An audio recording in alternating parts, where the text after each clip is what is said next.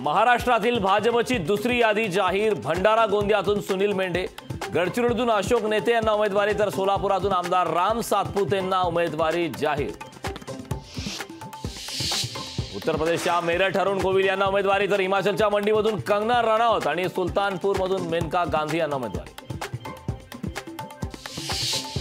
महायुती जागा वाटपाचा तिढा आणखीन वाढला। राष्ट्रवादीला हव्यात लोकसभेच्या 7 जागा, उमेदवारी कापली जाण्याच्या शक्यतेनं शिवसेना खासदारांचा त्रागा।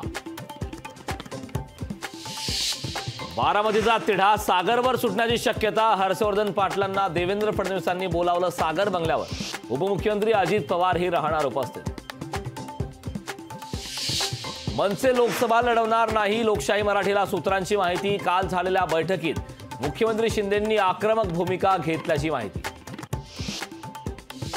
आमदार प्रतिभा धानोरकरांना चंद्रपूर लोकसभेची उमेदवारी, काँग्रेसकडून अधिकृत उमेदवारीची घोषणा।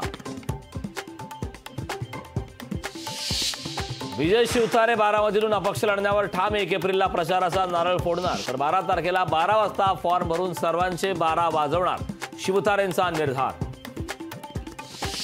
महादेव जानकर परभणीतून लढण्याची शक्यता। फडणवीसांचा शरद पवारांना पुन्हा दे धक्का। महादेव जानकर महायुतीत राहणार, सुनील तटकरेंचं वक्तव्य।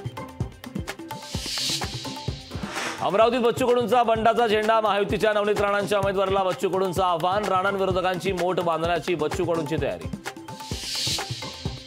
विदर्भात काँग्रेस पक्षाला धक्का। राजू पारवेंचा शिवसेनेत पक्षप्रवेश। पारवेंना शिवसेनेकडून मिळणार रामटेकची उमेदवारी।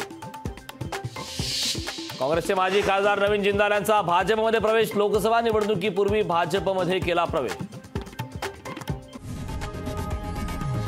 लोकशाही मराठी ऐका, पहा, जागरूक रहा।